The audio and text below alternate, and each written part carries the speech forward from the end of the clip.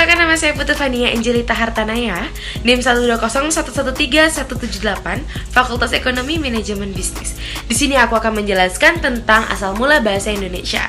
Jadi, bahasa Indonesia adalah bahasa resmi Negara Kesatuan Republik Indonesia dan bahasa persatuan bangsa Indonesia.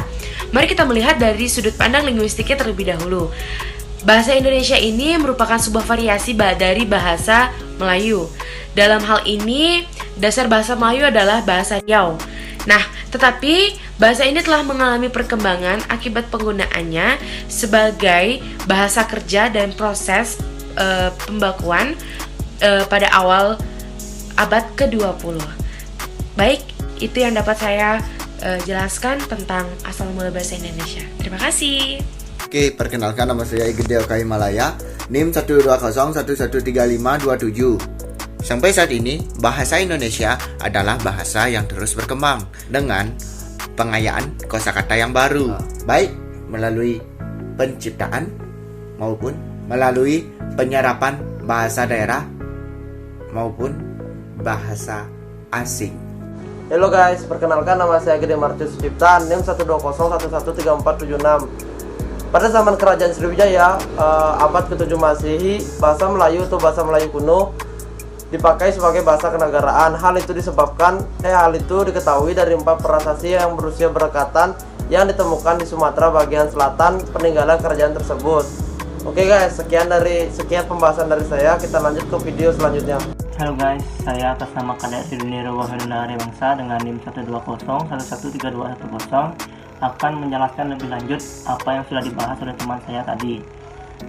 Selanjutnya, prasasti tersebut diantaranya adalah dengan ditemukannya prasasti di Kedukan Bukit. Prasasti ini merupakan proklamasi pembentukan Sriwijaya sebagai kerajaan maritim besar yang pernah ada di Nusantara, berangkat tahun 683 Masehi di Palembang. Lalu ada Talangtu. Peninggalan dari kerajaan Sriwijaya ini menceritakan mengenai adanya suatu pembentukan taman dari Raja Sriwijaya telah menyapa dirinya dengan orang-orang. Prasasti ini berangkat tahun 683 Masehi di Palembang. Lalu ada Kota Kapur, adalah prasasti berupa tiang batu bersurat yang ditemukan di pesisir barat Pulau Bangka di sebuah dusun kecil yang bernama Kota Kapur.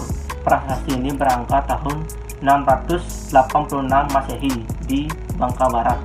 Lalu yang terakhir ada Karang Brahi, isinya tentang kutukan bagi orang yang tidak tunduk atau setia kepada raja dan orang-orang yang berbuat jahat. Prasasti ini berangkat tahun 688 Masehi di Jambi.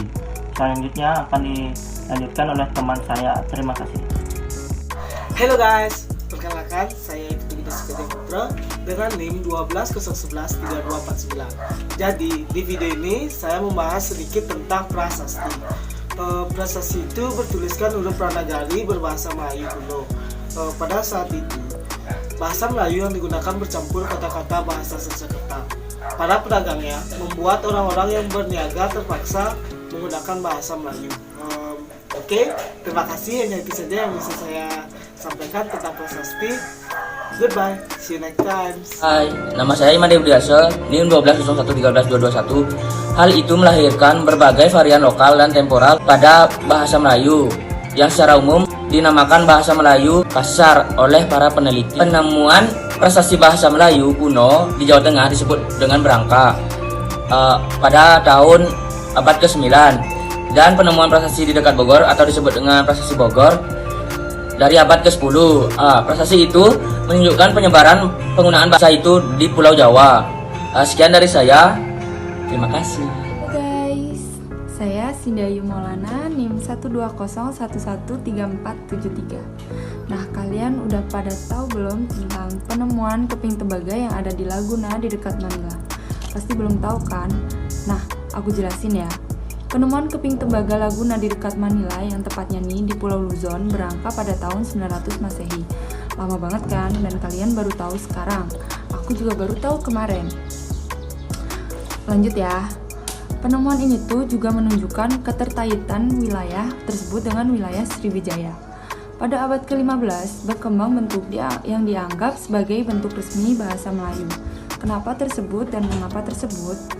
Karena dipakai oleh Kesultanan Malaka yang kelak disebut sebagai bahasa Melayu tinggi. Udah paham kan guys? Kalau belum, kalian bisa searching di Google. Sekian penjelasan dari saya. Bila ada salah kata, saya mohon maaf sebesar-besarnya.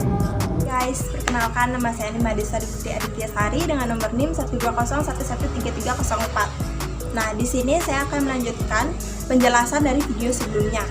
Jadi, penggunanya sangat terbatas dari kalangan kerajaan yang berada di sekitar Sumatera, Jawa, dan Semenanjung Malaya. Kemudian, Malaka merupakan tempat di mana para nelayan berkumpul yang bertujuan untuk membangun suatu kota dengan mengembangkan bahasa mereka sendiri yang mereka ambil dari daerah terdekat. Nah, cukup sekian pembahasan dari saya. Sekarang kita lanjut ke video selanjutnya. Kota Malaka merupakan kota yang posisinya sangat strategis atau sangat menguntungkan, menjadi bandar utama di kawasan Asia Tenggara. Bahasa Melayu merupakan bahasa yang paling tepat dan paling sopan di kawasan Timur Jauh. Ejaan resmi bahasa Melayu disusun oleh yang dibantu oleh yang dimuat dalam kitab Logat Melayu pada tahun 1801. Sekian materi yang kami sampaikan. Terima kasih, dan jika ada salah kata ataupun salah perbuatan, mohon dimaafkan, dan see you next time.